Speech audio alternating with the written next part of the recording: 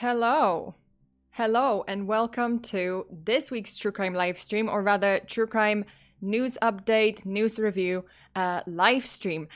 If you're here for the first time, if you don't know who I am, hi, I'm FEARSONA. You can call me FEARSONA Red, and I'm your friendly neighborhood True Crime VTuber, here to give you full body chills, and here to bring some more news, disturbing news about the recent case of the Idaho murders, the Moscow, Idaho Murders. Okay, first time streaming from Japan. I finally, got to Japan after a long day. I mean, not too long of a flight, because my flight was like 3 hours. It was fine. Before we begin talking about the case, I just want to make sure that YouTube sends out notifications. So I'm going to chat a little bit about what's happening, where I'm at, and what are my plans for this trip. Hi, and I'm gonna say hello to everyone in the chat. I can see LLJW, hi, IDK Bacon, Tyrant, Demon Taker, Brian Garza, wait, who else? Silverjack, Nicholas Holly, hi, hello, Windstorm555, oh, some of my patrons, nice, Itachigo Gaming, Ryoki, hi, hello, and the base Don Holly. Wait, I accidentally read the title as was one of the girls the killer. No, definitely. Well, I mean, we don't know who the killer is, but most certainly not one of the victims. But I'm gonna talk about it in a minute. And Karnibak is here and Vlad is here. Hello, thank you so much for watching. Thank you so much for tuning in. Okay, so before we get into the case, let me just say hi to also say hi to Ian. Hi, hey Sona, I'm here to drop by. No worries. Thank you so much for dropping by. Okay, so I'm in Japan. I'm in Tokyo. I arrived yesterday, and after a flight that was at 7:30 a.m. my time, which means I had to leave for the airport at like 4:50 a.m. I did not sleep that night. I had a stream, like I did a stream, karaoke stream on Patreon, just around like my midnight, and it went on for like an hour and a half or 2 hours. So like there was no point in me like going to sleep that night. I hope you guys, my patrons, I hope you guys had fun, in this watching the rehearsal karaoke stream. I was just like trying it out. Lucky Heart, hi, and Fetty Ray, I'm sorry if I wait, Fadil Ray, or wait, I'm so sorry if I mispronounced your username. Sup guys, just discovered this channel when looking up true crime topics. Nice to meet you all. Nice to meet you. Thank you so much for tuning in. I apologize if I mispronounced your name. I'm your username. I'm terrible at like reading the usernames. But hi, I hope you will enjoy the stream. Okay, so as I said, like I'm in Japan. I'm gonna be here until December 17th. Like that's when I'm going back to Taiwan. But I'm excited because I can meet up with some friends, because I used to live in Japan, so I still have some friends here. Unless they've completely abandoned the memory, of me, of my existence, and they will not want to meet up with me. No, I hope they will. Some of them already responded, so I guess I haven't been forgotten like completely. The John Radford, hi, and just call me Ray. Okay, I'm so sorry, but hi Ray, thank you so much for being here. I watched the VOD. That was it was fun. Oh yeah, the karaoke. That was. I tried. Okay, I tried. I did some rehearsing. I did some bad songs, like not songs that I'm not used to, but it was okay. Sona, how are you doing today? I am good. I finally rested. I finally had some, got some sleep after the disastrous travel yesterday, and like it's feels good. It's been a while. The last time I was in Japan was like 3 years ago, when I moved to Taiwan. So it's, it feels good to be back. Actually, I live, like, I'm in a hotel in the, like, similar, like, pretty much the area that I used to live in, like, very close to the area that I used to live in. So it's very, very familiar. Obviously, I'm familiar with the area. But tomorrow, wait, is it tomorrow? Tomorrow I'm moving to another hotel. Because I couldn't book the one that I wanted on the 27th. So I'm just kind of staying in a hotel that's closer to... Well, I mean, no, it's further away from the airport. Tomorrow's hotel is going to be a little bit closer to the airport, but still like close to, you know, the central Tokyo area, because I landed at the Haneda airport. So in that general area, yeah, both hotels. BB Gamer, hello there, Sona. Hope your holiday was great and really looking forward to this stream of yours. Thank you so much. Yes, like I had a, you know, I had a pleasant holiday. I don't celebrate Thanksgiving usually in Poland. So I don't really celebrate with my family, but I did, you know, my friends invited me over, so we celebrated Thanksgiving. I made it in time. Great. Detective Lucifer, welcome. Maybe you can, you know, share some insight, detective. Okay.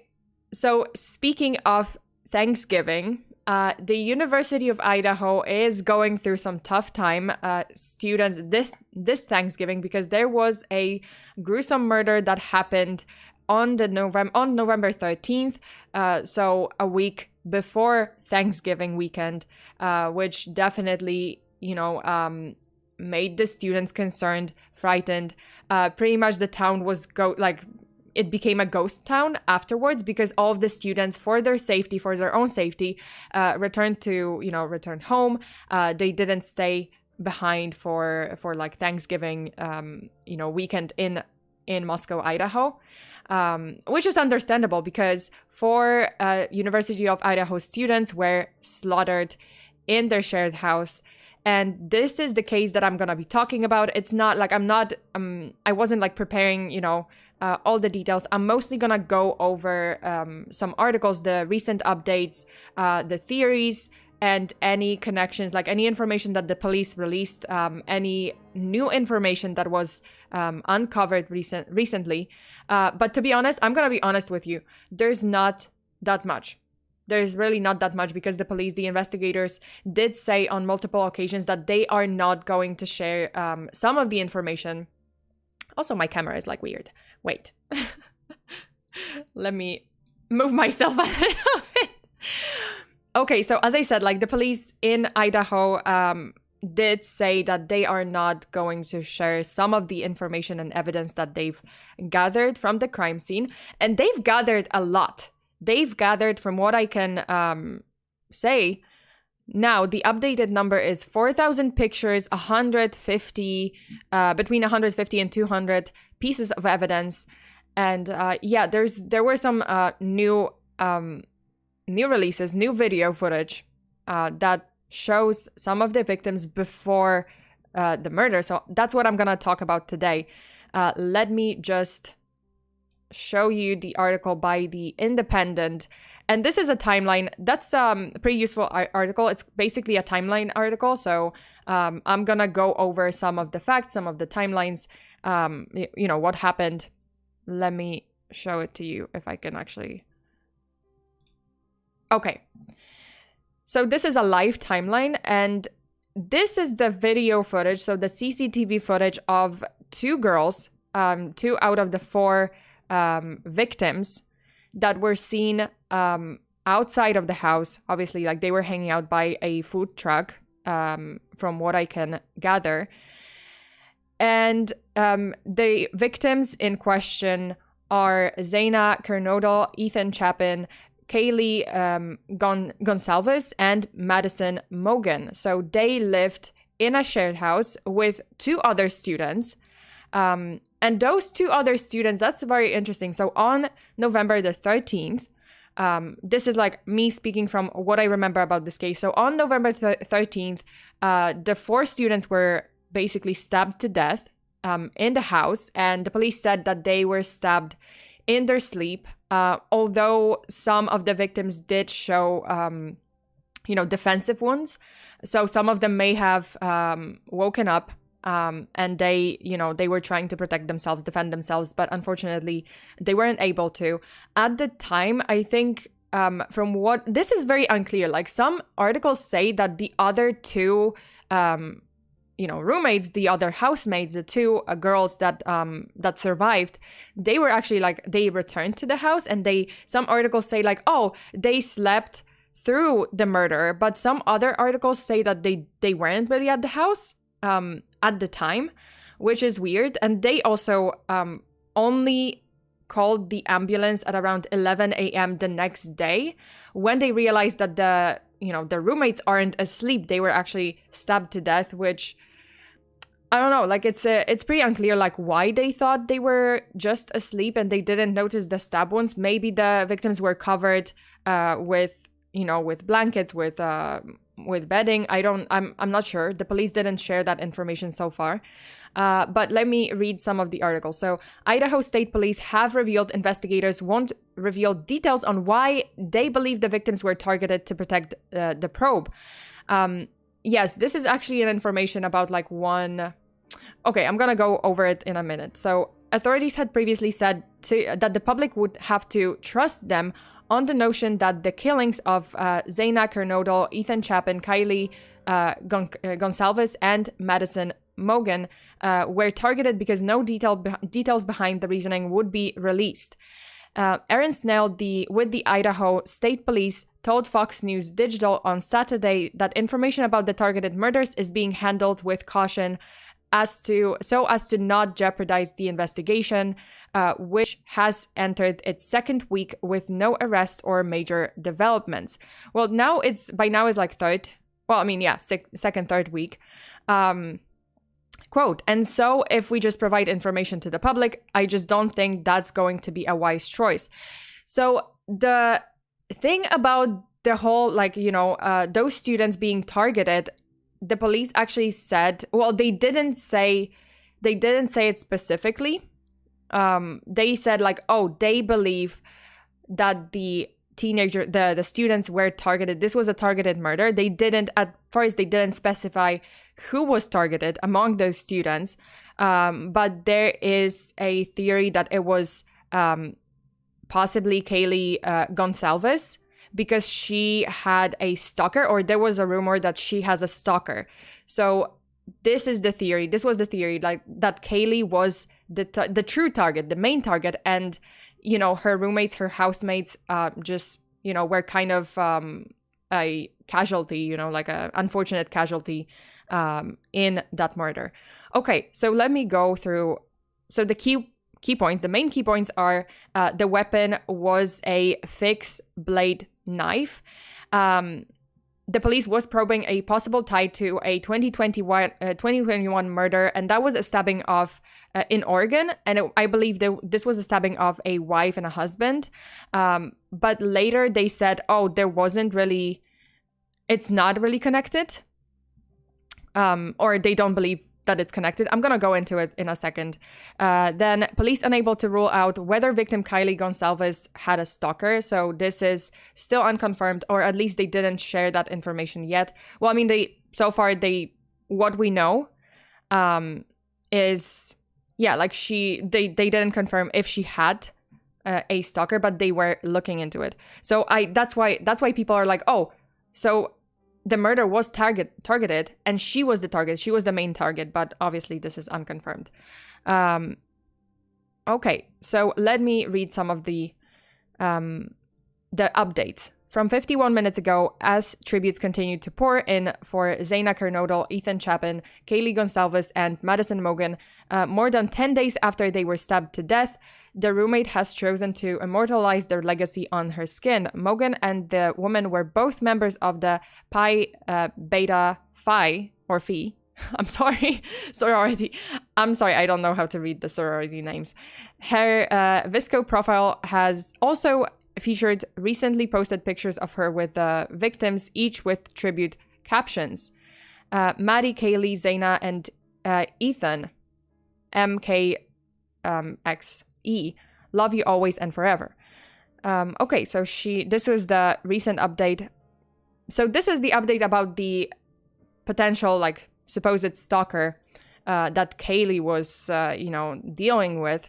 The Moscow Police Department has been unable to confirm reports that murder victim Kaylee Gonsalves had a stalker. Kaylee, 21, was found brutally stabbed to death on the 13th of November along with her roommates Madison Mogan, 21, Zaina Kernodle, 20, and Zaina's visiting boyfriend Ethan Chapin, 20. Despite looking extensively into concerns raised by people who knew Gonsalves that she had complained about a stalker, police were unable to confirm these reports, and the department said during a press conference on Wednesday. So this was, obviously not confirmed, at least now, but that's why people think, that Kaylee was the target. Also, Kaylee had a TikTok account, apparently a popular TikTok account, and she was posting videos featuring her housemates, and she has like multiple TikToks with, her housemates, other girls from the house. And so, people just started forming this theory that she gained a stalker while, gaining popularity on TikTok. The other thing that was weird about this murder, which also I'm getting like mixed reports about, is that they had a dog, a house dog. I don't know if this was, I don't remember if it was like Madison Mogan's dog or Kaylee's dog. It was this like poodle or doodle, like labradoodle mix, I think, from what I could see from Kaylee's like TikTok videos.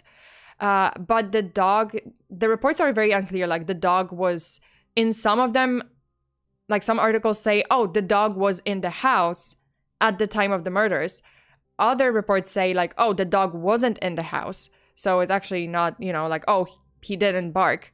And, going back to the first report, like, oh, the dog was in the house, but why didn't the dog bark? Maybe it wasn't that type of dog. Maybe, like this particular, some dogs are different, like some dogs bark, some dogs just don't. They're very quiet. So I don't know. Oh God, a mixed breed doggo. Well, I mean, the Labradoodle or Golden Doodle, that's how it looked like. Yeah, I don't think it was a poodle, because I'm pretty sure it wasn't a poodle. It was like this curly dog, like curly brown dog. So I kind of got the impression that it was the Labradoodle. So this is another update from 3 hours ago. Dog found unscathed at a crime scene. Even though, like, I still stand by it. It's the reports are mixed. So last week, Moscow police also confirmed that an unharmed dog was found at the crime scene. In a statement, the department said that the pet was unharmed and turned over to animal services. It has since been released to a responsible party. So this doesn't really tell us, but like another article said that one of the victims, like family member, they said the dog was not in the house. Like the other roommates were not in the house and the dog was not in the house. So I don't know. I mean, I guess the dog was in the house, but then the question remains like why the dog didn't react. The dog could have been familiar with the killer. That is a good point. The based Don Holly, that's a good point. Like if the dog was familiar with the killer, it would be, it would make sense that the dog didn't bark. But obviously, like we're just theorizing, just speculating. This is not, don't take this video as, confirming any evidence or revealing any like confirmed evidence. If it's not reported by the police, it's not confirmed evidence. Okay, so another thing, very interesting thing. So I'm gonna show you this video that was recorded, the CCTV footage that was found of the two girls. Let me just load it.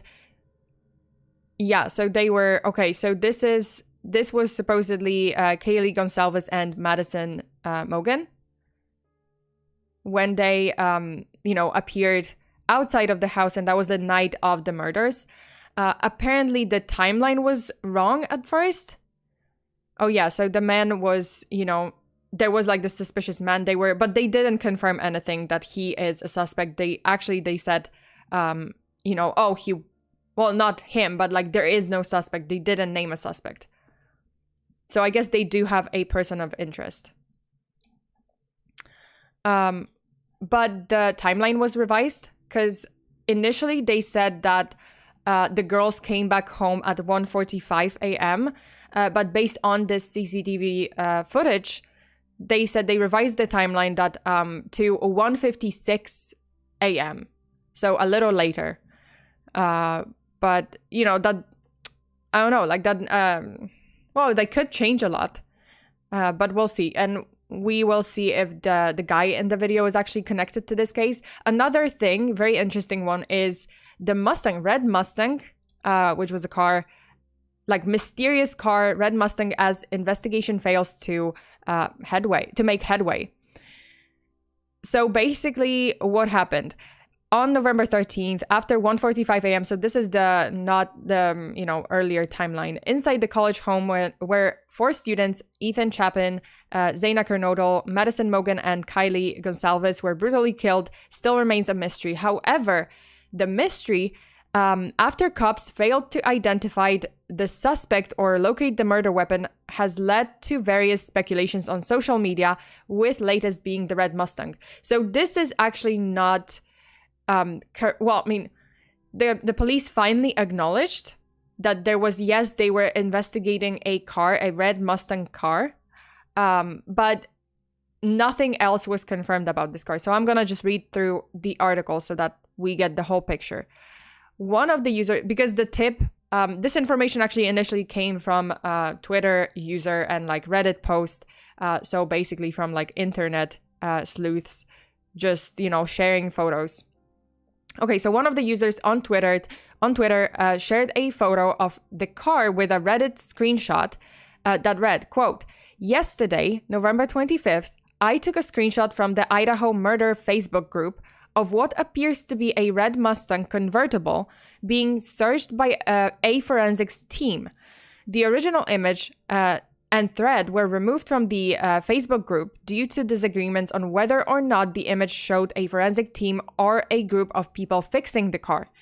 Below is the bit of information I picked up from the post. Image was posted by someone in the area. Location of the vehicle is on S. Deacon Street, less than a mile from the house. The bumper appears to be removed." End quote. From where the thread started is still unknown. So this is the post, actually. I'm gonna just like read the whole post. Okay, so these are the details. Also, this post was originally from Jenny. So at Aussie Expat 5. I hate reading usernames. Okay, so the details. Image was posted by someone in the area. Location of the vehicle is on S. Deacon Street. The bumper appears to be removed. Screenshot is in the comments. Deacon Street is a 3-minute drive from the girl's house and an 11-minute walk. Updates. It was pointed out in this thread that the tail lights of the vehicle seen in the windows of a local business in the Twitch video looked similar to a Mustang. If you scroll through the post, you will see a picture posted in the thread of the taillights. Car search was conducted yesterday at 4 p.m. Pacific time. So this is the car. So I guess this is the picture that this person was speaking about, which, it seems like a forensic team is, it's kind of unclear. Yeah, like I can get why. I can see why, because it's like, it kind of looks like either a forensic team or a team of mechanics just fixing the car. So it's pretty strange. Also, the police apparently did acknowledge, so Idaho police acknowledged searching the red Mustang and say it has not brought them any closer to a suspect. It was not towed away. So it was left in that same location, which is weird because if not weird. That basically points out that this is not, it actually didn't point them to a suspect, because otherwise I think they would take the car in for more comprehensive, deeper investigation. They are, quote, continuing to follow any/all possible leads, end quote. Keep the tips coming. So I guess, they didn't really take it in, but they left it, they did investigate the car. The post on Reddit further stated an update saying it was pointed out in this thread that the car, so this is about the, the tail lights. Adding a link to the sub discussing the Twitch video and the tail lights, a local in the sub confirmed the vehicle is still in the same location as of November 26th, as of 2:46 p.m. Pacific time, and that the car has a Boise, Idaho plate. So it was a local. Okay, what do you mean the killer has style, Eduardo? What? That's a sweet car. Okay, well, I mean, we don't know if this car actually is does belong to the killer. Apparently it doesn't. You know, at least what the police is saying, like, oh, this does not point to the killer. But then again, they don't release all the information. Unless they painting it, I don't think the mechanics would dress like they did. That's true. Yeah, that's true. You have a point. Like, yes, on one hand, you know, this for someone who, I mean, I don't know how, you know, like maybe mechanics do, maybe this is like, it looks kind of like those white, you know, forensic team coats. But then again, it could be like light gray, you know, overalls, but I don't think so, because there's like a hood. So like in this picture here, they have a hood, and it just seems like, yeah, I think it's a forensic team. Well, I mean, obviously the police did confirm that they did investigate this car, so this was not a team of mechanics. It might be to you, but to car guys like me, it's the lowest tier car you can get. Okay. All right, Fear is not endorsed by any of the ads seen in the stream. Oh yeah, I'm not. This is not sponsored. This is just a capture of my browser, so like the ads are random. Please just like ignore them. No sponsorship here. But yeah, that's okay, so let me go further. Following this, many were left baffled, with one saying, quote, "I don't think this is related at all. Why would they be processing a car on the side of the road without gloves on or evidence bags of any sort?" So I guess maybe this person didn't see, or they saw the team while they were preparing and they maybe didn't, I don't know. I'm not sure. While another said, quote, "This is definitely a forensic team and not a bunch of mechanics." And also one of many questioned, quote, "Whose Mustang is it?" End quote. An individual commenting on cops said, quote, "I know they are exhausted, but this whole case to provide very vague info is disappointing. I can't imagine how the people close to there feel," which I understand. People are curious. People, obviously, in the area, people are scared because they live in that area, and a lot of students are scared. They are scared to come back to to school after the Thanksgiving break. But, on the other hand, I do understand the police, like, why are they not releasing information, like a lot of information? Because they are afraid of, they are concerned about like jeopardizing the investigation. And honestly, sometimes in some cases, yeah, it ruined the investigation because the killer was like tipped off. They knew that they have to change their MO.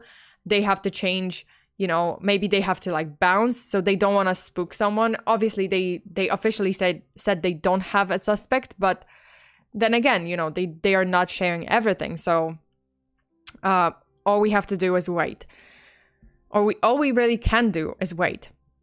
Okay, anybody guys, what? And body guys don't spray cars outside. Oh, that's true. They would just take it in. Wouldn't they take it in to, to the garage and just, or to whatever. How is it? Wait, what is it called? I don't know how it's called, like, professionally, but yeah, like, they would definitely take it into the, to the business, to the garage, and like, the proper kind of room for it. Okay, Maisie, I'm gonna head to sleep. No worries. Thank you so much for tuning in. Need to give my body some rest. Thanks for the stream, Sana. Sorry I have to leave. Thanks, chat, for the entertainment. Stay safe and love you all. Thank you so much. Okay, the base Don Holly said, and to process it on the side of the road instead of getting a flatbed and transporting it back to the station to do that seems sus. Right? Like, I was thinking the same thing. Like, yeah, okay, it could be a forensic team. But Jesus. But yeah, it's kind of also why these ads? I don't understand. So yeah, like, I thought, okay, yeah, they don't look like mechanics. It looks like a forensic team, which was confirmed. Yes, okay. But on the other hand, why wouldn't you transport the car if you have to process it? But then if they are absolutely sure that this is not connected to the case, this is not the suspect's car, maybe, I don't know. I still think that it's a mistake because you never know unless they confirmed 100%. Okay, this is, someone else's car. It's not the suspect's car, or, you don't have any substantial evidence to confirm that this is connected. This car is connected. The vehicle is connected to the case. Okay, so, and also the weather this time of the year would make the paint job terrible. Yeah, like, isn't it rainy or, like, very cold? Wait, Idaho? I'm not sure how the climate is in Idaho. Isn't it cold? Like, wouldn't it, like, rain or snow? Okay, the workshop. Yeah, the workshop. That was the... Holy shit, that was the word I was looking for. Sorry, I have to head out soon. No worries, William. Thank you so much for tuning in. Okay, and it's not mechanics. Yeah, it's not mechanics. Like, I mean, from the picture, you can actually tell, like, yeah, it seems to be. Okay, so the next thing. So this article, from Fox News, I was kind of intrigued by the title because, obviously it was focusing on Kaylee as the target of a stalker. But to be honest, they go over the whole case, which I know it's important. But they basically just say, like, oh, no information has been revealed. The police is basically keeping a lot of it, under a lock. They're not really speaking about, like, any new evidence that they are, they've uncovered, or any leads that they might have. So to not jeopardize the investigation again. There are some words from Kaylee's dad, but, nothing very, like, I don't know, nothing very concrete. Okay, so in a televised interview, Gonzalez's father, Steve Gonzalez, reportedly told CNN that he had been informed that there was only one target among the 4 victims. Separately, he told Fox News last week that the attacker had been, quote-unquote, sloppy and left behind an abundance of evidence. Quote, the family members, what they say is up to them.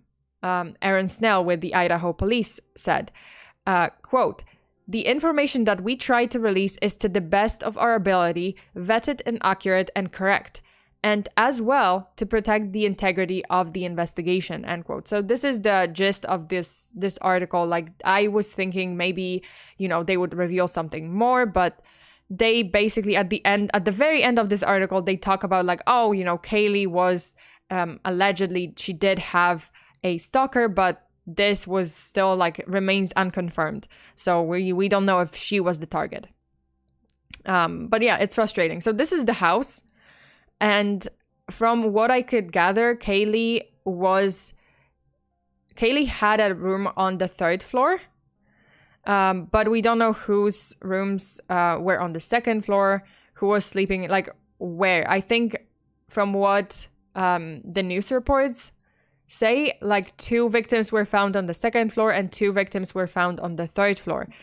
And there was a window. I think, like, one of the pictures that the reporters snapped was a window with, like, M and, well, M.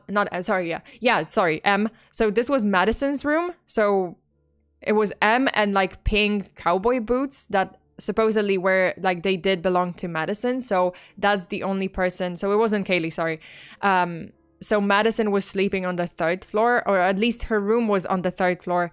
We don't know if she was sleeping on the 3rd floor on that night, that particular night. But that's pretty much all we can say right now.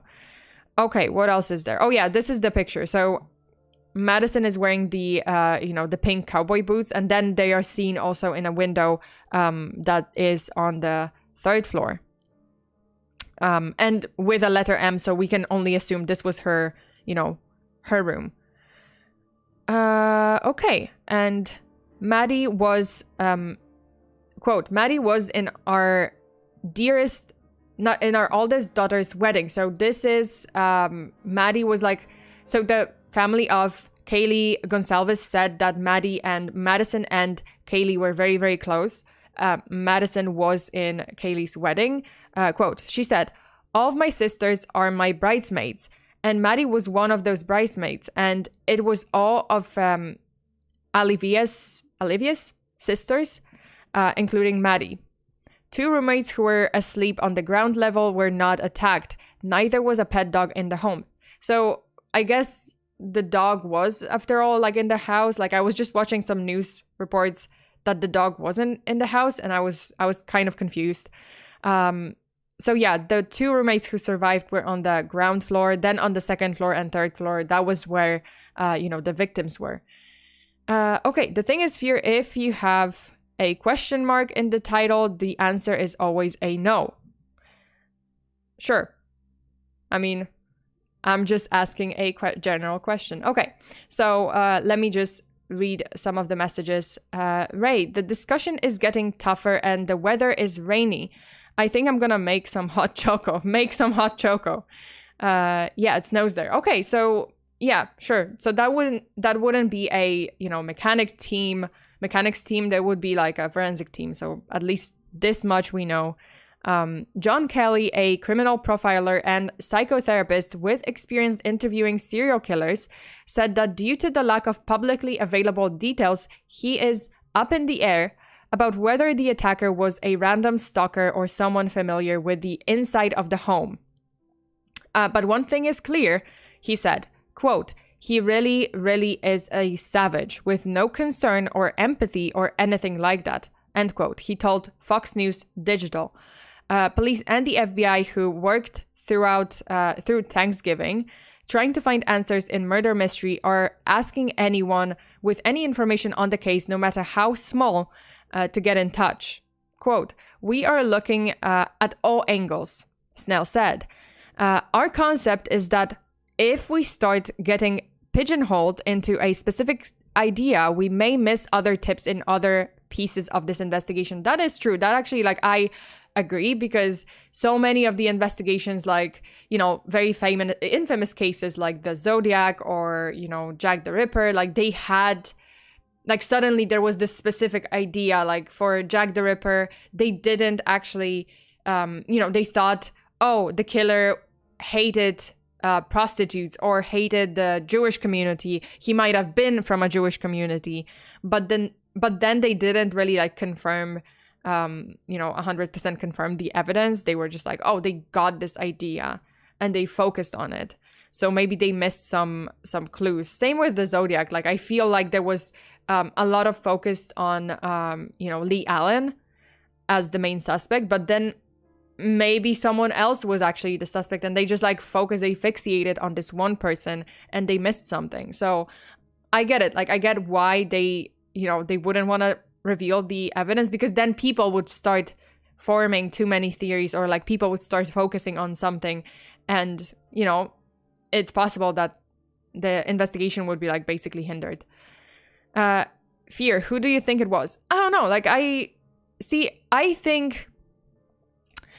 feel like the dog is kind of a kind of a giveaway. Like, oh, is that how you say it? Giveaway? Like it can point like that if the dog didn't react, like someone else pointed it out. Was it based on Holly, or was it? Yeah, I think based on Holly pointed it out. So basically the dog didn't bark, which means it's possible that the killer, the suspect, was someone who have been there before, who knows the dog. On the other hand, some dogs just naturally don't bark. So I don't know, maybe this dog was like a very quiet one, and it just didn't bark, or very friendly and it didn't really mind a stranger in the house. I still need to watch the Zodiac. Please do. I've done a stream about it. I've done like a case. I've covered this case, so you can definitely see it on my main page. It's in one of the in the playlist, in the true crime playlist. It's easy to find, so you can watch the case that I've covered.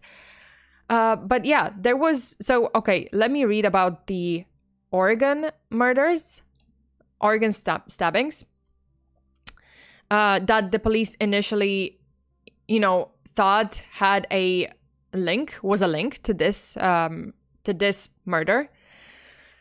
So this was from 2021, but cops probe a link between Idaho butcher murders and similar Oregon stabbing of husband and wife in their beds by crazed lunatic last year. Moscow Police Chief James Fry said that they are looking at every avenue to discover the mysterious killer who murdered 4 college roommates. They are probing a possible link between the murders and similar case in Oregon. So far, I think they said that there's no link. But again, they are not releasing all the information, so we might as well just wait and see if, anything changes. Travis Jetton, I think, 26 of Silverton. I'm sorry if I mispronounced the name. So from Silverton, Oregon, was stabbed 29 times by a masked man in August 2021 inside his home. And then his wife was stabbed 19 times but survived. Killer slipped into the Oregon home undetected and took nothing from the property. So this was, this was targeted killing. Well, I mean, it was just for the sake of the murder. It wasn't a robbery. Fry said team is looking into any possible connection to the unsolved double stabbing, despite the events happening nearly 400 miles and 15 months apart. Idaho police are probing a possible link between the brutal murders of 4 University of Idaho students and a similar case in Oregon, where a husband and wife were stabbed in their beds by a crazed lunatic last year. And then police believe the attack was targeted, but have declined to give the reasoning. Oh, so this is about the, obviously Idaho murders, but declined to give the reasoning behind the notion.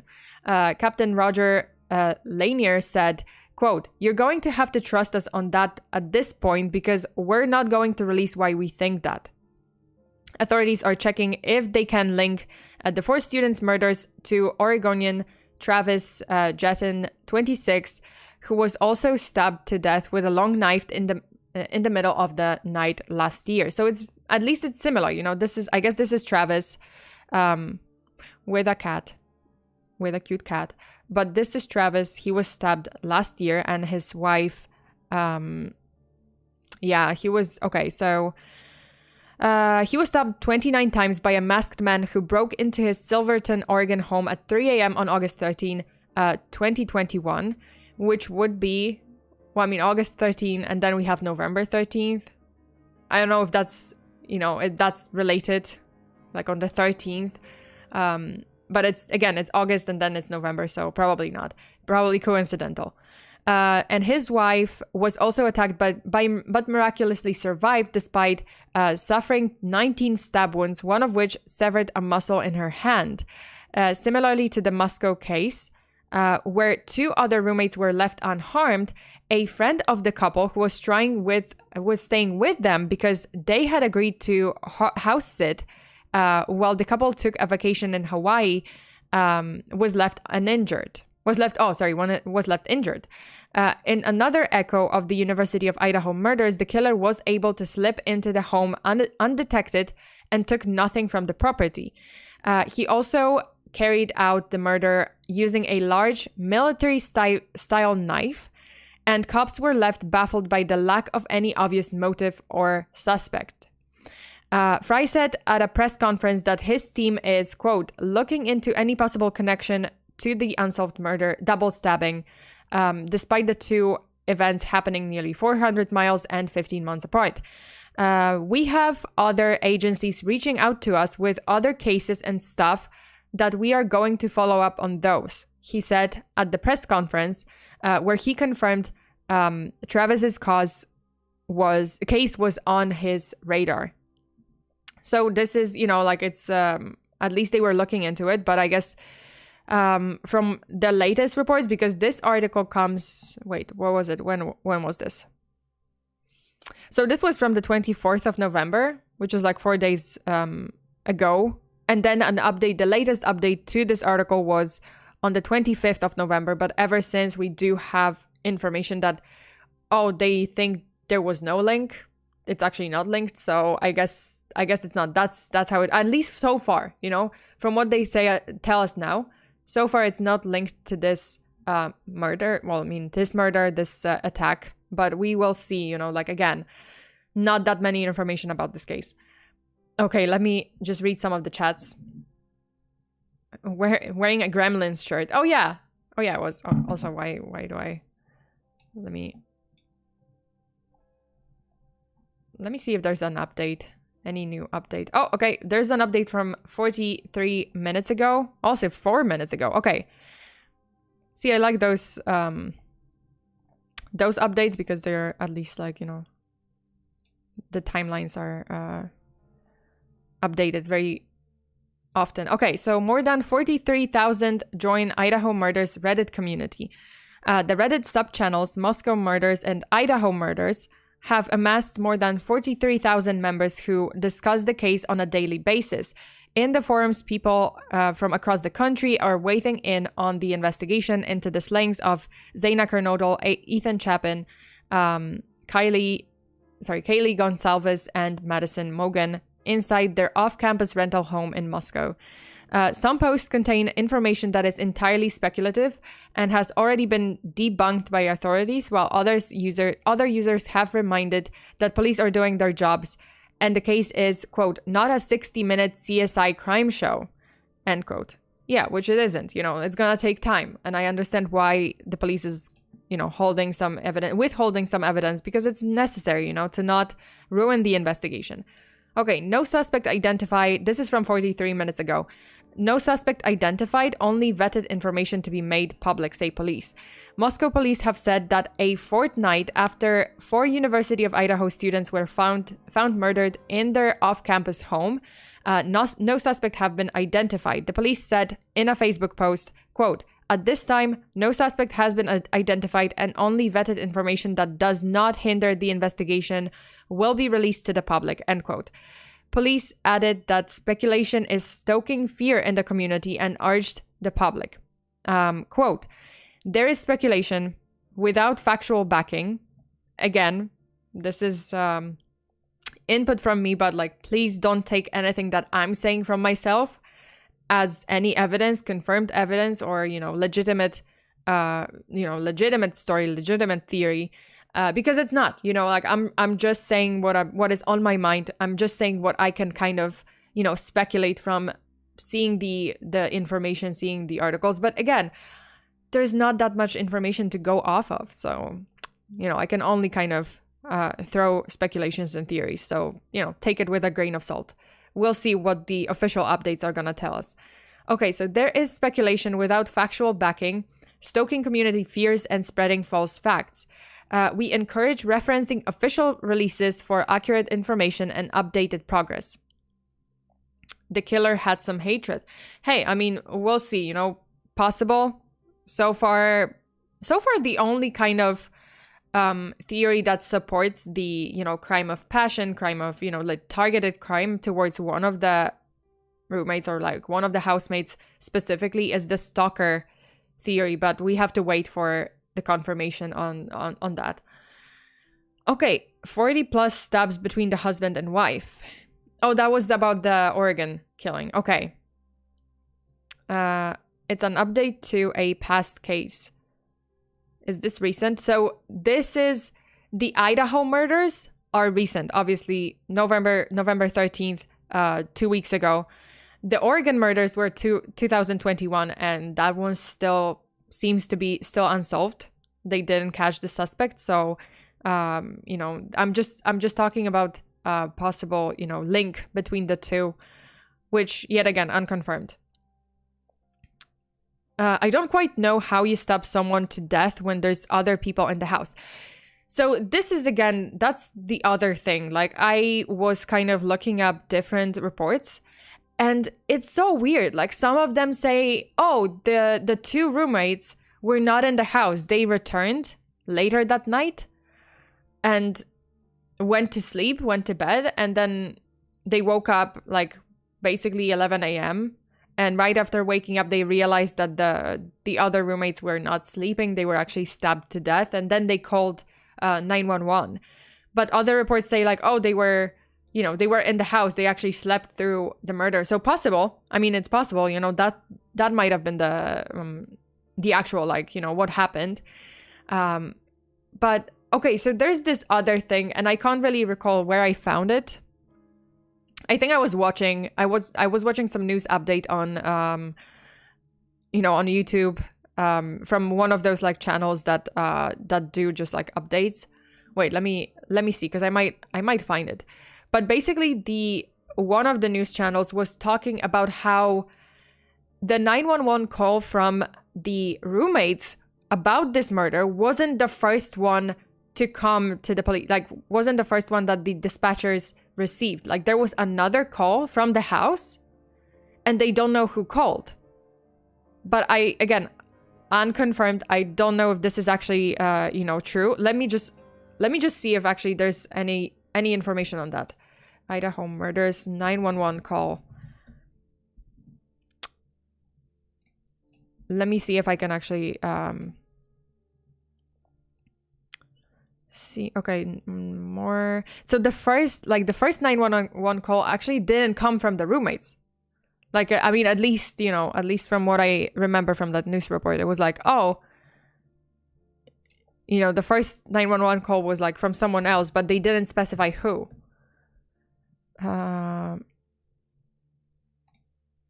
Okay, won't reveal why. Okay. I'm just kind of looking at articles. Just some guy on the phone said, I am here. Better late than ever. Also, good day/night to everyone. Thank you so much for tuning in. And hi, I hope you are doing well. I hope you are, you know, you're safe. If you are in Idaho, especially if you are in Moscow, please do take care. You know, lock your doors, lock your windows, and just be, you know, vigilant about your safety. Hi, Ruben. Hi, thanks so much for being here. Okay. And let me just like, I'm just looking at the articles. Like I'm kind of trying to find the one that talks about the first 911 call. Okay, what do we have? So they also said, like, the police also said that the roommates are not suspects. So the other two roommates that were, you know, that survived, they are not suspects apparently. Okay, our links to other cases, yada yada yada. I'm just kind of trying to find anything about oh, okay. Idaho Murders. 911 call came from cell phone of surviving roommate. Let me see. Okay, so this was the other phone. Sorry, this was the other kind of... Turns out... Okay, so this is the article on TMZ. Okay, so... Turns out the 911 call that reported the slaughter of 4 University of Idaho students came from the cell phone of one of the surviving roommates. But police aren't saying who called. Okay, so this was the first call.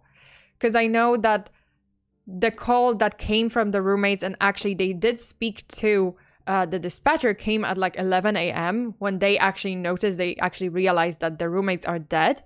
But there was the first call that happened like late into the night, or like early morning hours apparently. Okay, so the city of Moscow PD clarified its prior statements late Saturday, acknowledging the phone that was used to make the call, but adding, the identity of the caller has not been released.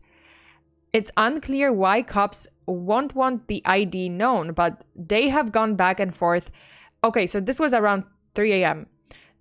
So they have gone back and forth about whether the community is safe, given that the killer/killers are still on the loose. Police have said they don't believe the surviving roommates were involved in the stabbings. What's puzzling, authorities believe the murders occurred sometime around 3 a.m., but the 911 call wasn't made until noon, 9 hours later. So this is why, like, that. Okay, so the murder happened at 3 a.m.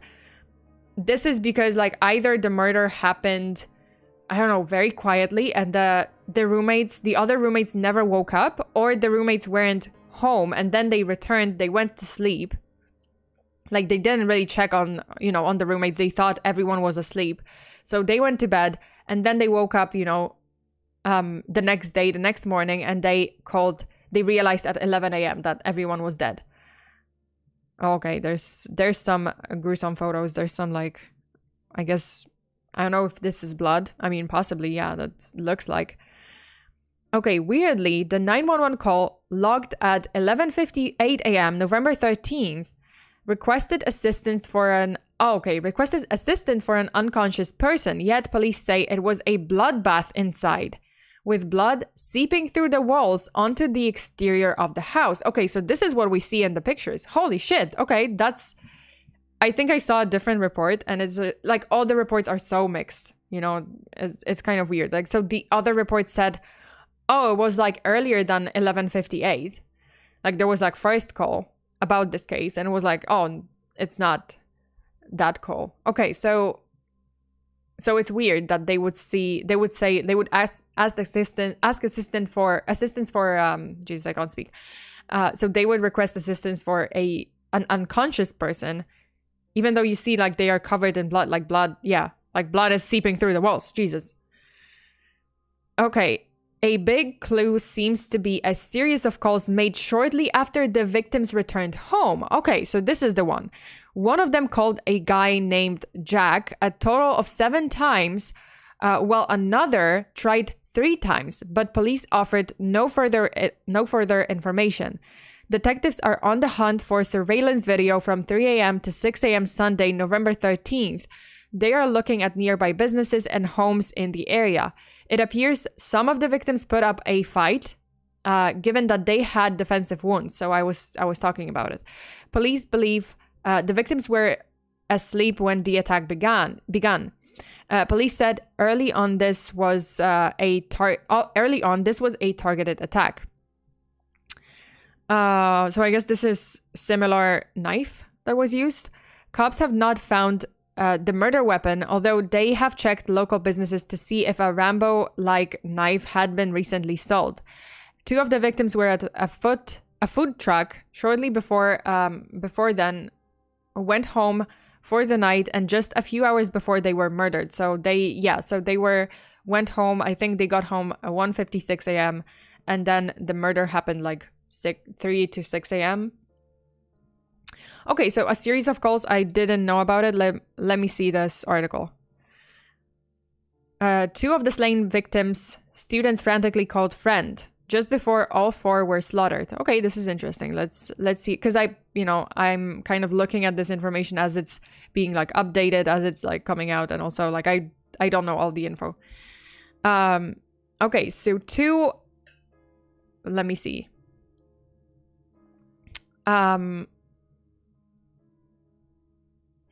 Tyrant, it's fine. It's probably fine. If it's censored, it's censored. It's fine. I can just edit it out. Might be a good idea even without her permission. Well, I mean, it's fine. It's not. There's not gonna be like gruesome, photo. Or do you mean like can I use the TMZ article? I mean, I'm just like I'm showing the credits. This is a TMZ article, so I don't think they're gonna. If they do, well, the stream is gonna be taken down. Oh well. Okay, so 2 of the slain University of Idaho students made a series of frantic phone calls to their friend just before all 4 victims were massacred. This according to one of their relatives. This is according to one of the relatives. Okay, Kylie Gonsalves, 21, was found butchered with Madison Mogan, 21, Ethan Chapin, 20, and his girlfriend Zaina Kernodal, 20, following Sunday's savage attack inside of an off-campus residence in Moscow, Idaho. The killers were not identified. Okay, so Kaylee's sister Olivia sat down Friday with Inside Edition and revealed her sibling initially placed 6, well, I mean, we know that it's like 6 or 7 calls to a pal named Jack between 2:26 a.m. and 2:44 a.m. So maybe she thought that, she heard something. Maybe she thought that someone was in the house. Then Madison phoned Jack 3 times before Kaylee gave it one more shot. Jack apparently never answered. Also Friday, the Moscow Police Department and Lata County Coroner released new details on the probe. The victims were each stabbed several times as they awoke from their sleep. Some of them had defensive wounds. Okay, so this is... Yeah, but that's... Okay, so police believe the 2 surviving roommates did not participate in the slayings and were also sleeping at the time. Luckily, the pair escaped unharmed, but they did not call 911 for whatever reason. The name of the 911 caller who phoned the police 9 hours after the murders has not been publicly released. Possibly, I mean, who knows? Maybe it was Jack, maybe it was one of the roommates. I guess they didn't really.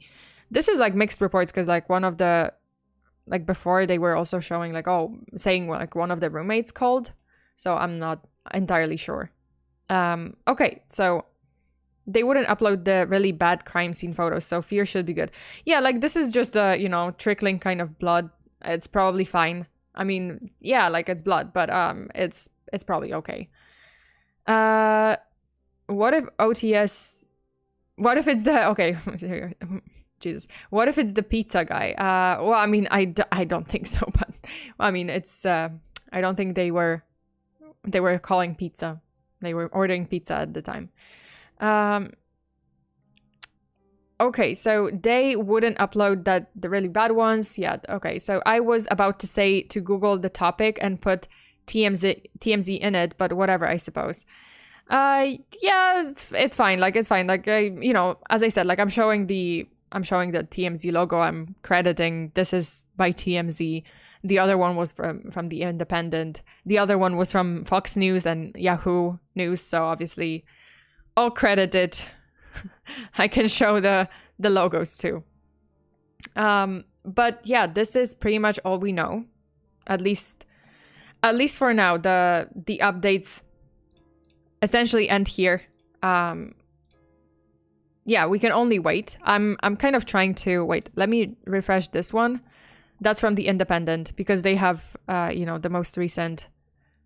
No. Okay, so the last update was from 20 minutes ago about the community on Reddit that gathered, kind of amassed 40,000 people. I mean, everyone is waiting. Everyone is afraid because this person is on the loose. So hopefully they are going to be, arrested. The police will make an arrest soon.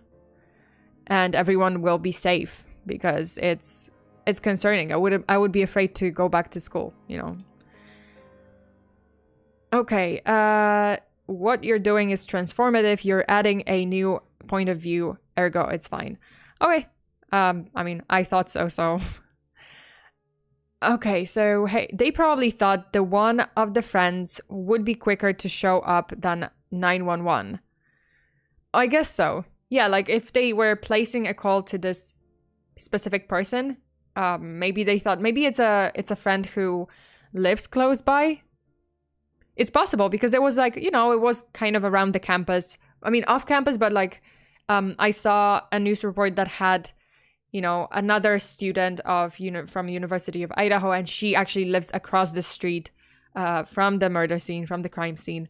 And, she was saying like, oh, it's others also are leaving for their houses, for their family homes, because there's this like aura of death. Obviously, it's concerning. So there's more students around. I was thinking like, oh, the Jack person.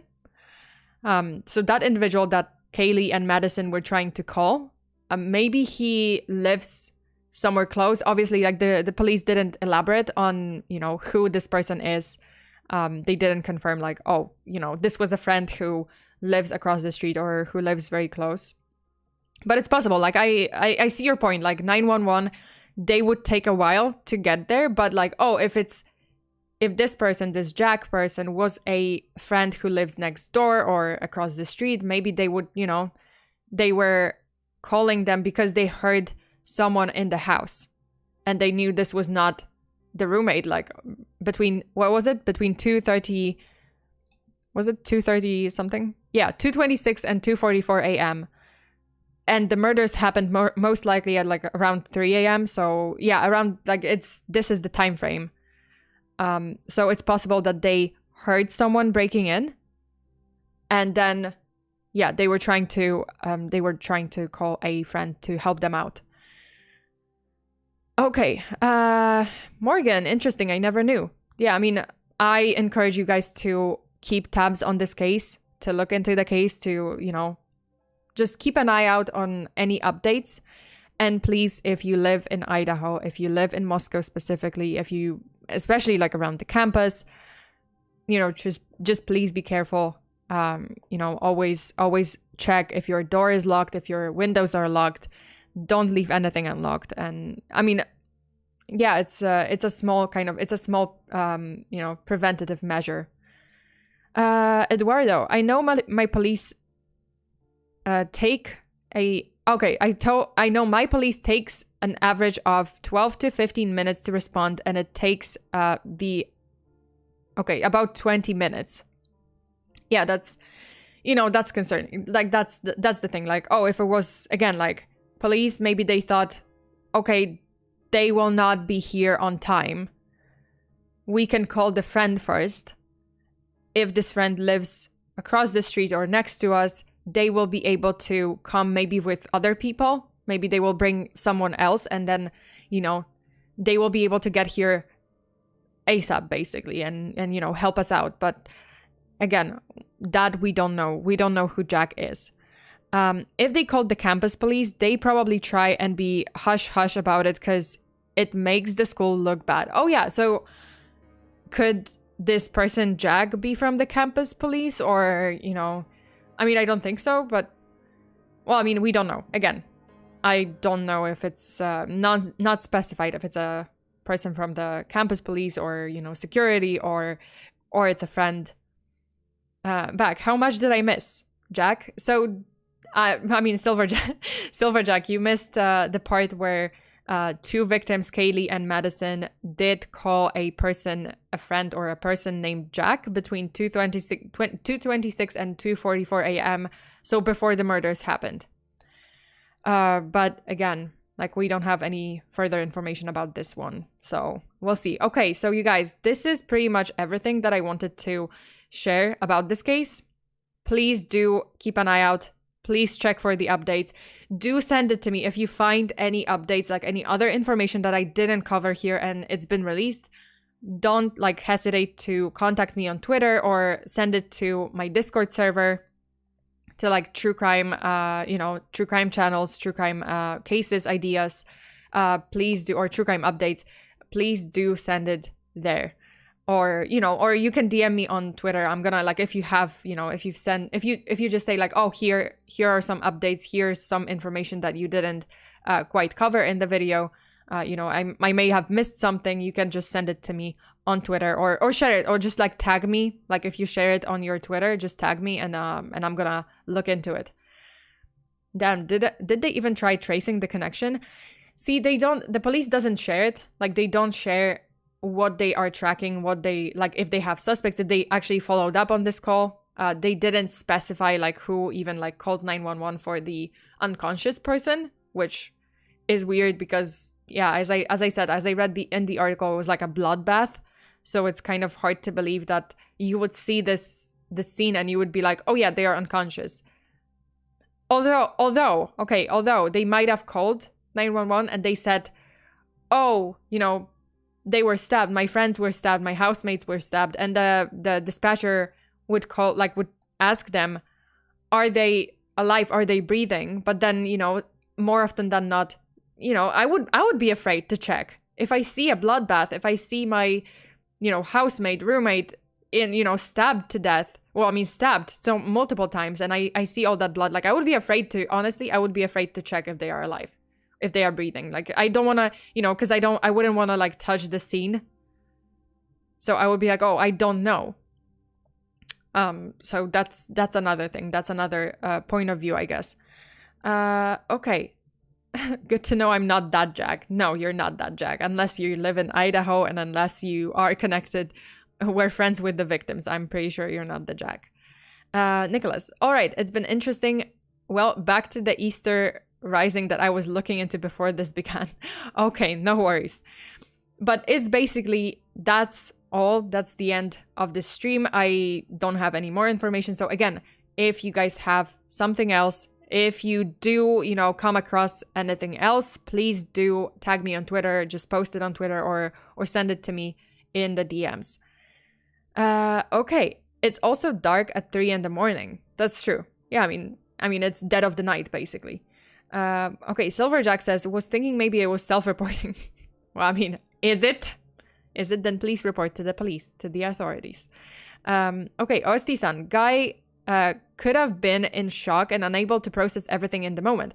Yeah, that's true. You never really know how you're gonna react, like how someone will react in this kind of situation. Like, I'm not sure how I would react. Would I be like even able to speak? Would I be able to make that call? Or would I like leave the crime scene? I don't know. Like maybe I would be freaked out. You never know how someone will take this kind of, you know, sight. Take this kind of scene in, you know, and how they would respond to it. Okay, so that's it for today. For this case, I will be, you know, on the lookout for any updates. I will be posting them on Twitter. And if there's a major update, I will probably do another true crime review stream like this one. So you guys, thank you so much for watching today. I will post this week's schedule. It's kind of uncertain, like when can I stream?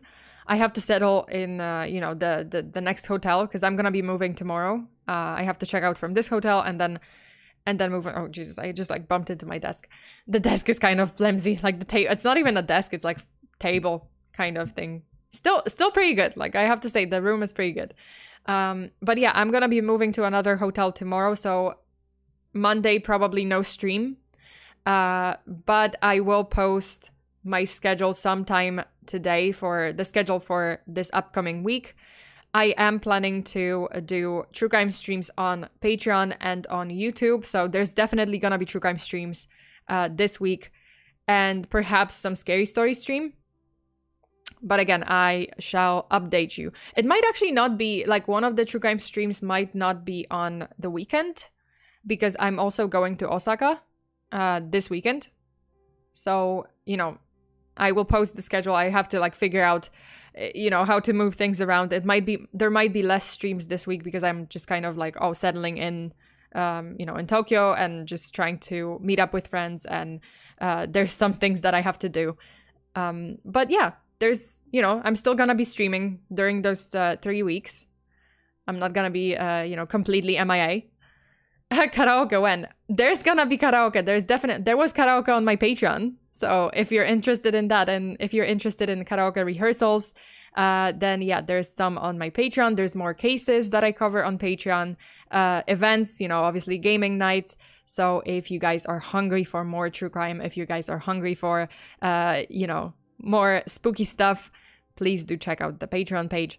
But I am planning a karaoke stream for Christmas. So definitely, but sometime before Christmas, I will have a karaoke stream here on YouTube for everyone. So you can look forward to that. Okay. Oh yeah, scary stories. Yes, scary stories. I am planning them for Thursday. So it might be Thursday, depending. Like it might be Thursday morning. It might be Thursday evening, Pacific time.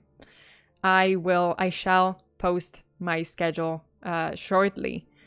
Okay, so what if I'm hungry for some sauna? Then yeah, you can. If you're hungry for some sauna, then it's you know, a plethora of content here on YouTube, on my YouTube channel. There's more content on the Patreon, definitely. You know, like streams for patrons, hangouts for patrons, calls. There's a lot, so go ahead, check it out. I think it's you know, something to consider if you can.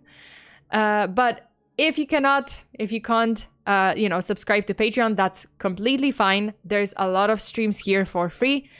And, you know, you can help out the channel by leaving a like, obviously watching the streams, subscribing, and turning on your notifications so that you know when I stream. Okay. Yes, our Polish mermaid shall return for some songs. Oh my God. I don't think I'm not a mermaid. I think it's like, isn't it like sirens who sing? But I wouldn't say I'm like particularly good. I do enjoy singing. It's just, yeah, I have to practice songs before because the karaoke rehearsals are not that great because I mostly sing like unpracticed songs. Okay, Ray said, so FEARSONA, did you discuss the case already or unsolved? what, unsolved case? You know, it's my first time coming here and I want to know more about your channel. I do discuss, you know, solved cases. I do discuss unsolved cases. Most of the cases that I cover are unsolved because, you know, I do like to kind of bring the cold cases back to the front page, back to the table, and just, you know, focus on those because those need answers most. And some of them, you know, are brought back, you know, to the spotlight, and they find the suspect after like decades even, which is the case in, you know, Delphi murders, for example. Those happened, I believe, in 2014, if I remember correctly. I did cover Delphi murders on my channel, and recently they arrested a suspect. So, you know, no one should ever give up about when it comes to an unsolved case. Like, the police, the witnesses, there's always someone who knows something. So that's what I cover. But I do cover unsolved cases from like 1800s, 1900s. I do cover like historical mysteries. So you guys, if you are interested in that, there's like a lot of videos here on YouTube. There's a lot of videos on Patreon. You can definitely find something for yourself. On Patreon, I also do a exclusive series, which is History, Mystery, and Wine. And that is actually a drunk history series in which I discuss other mysteries from history and then just like ridiculous incidents while drinking wine. So I'm kind of tipsy in that one. But that's it. So you guys, thank you so much. Stay safe out there. Always lock your doors and windows. Bury your hexes. And yeah, maybe, you know, if you know something, call the authorities. Okay. Until the next time. Bye.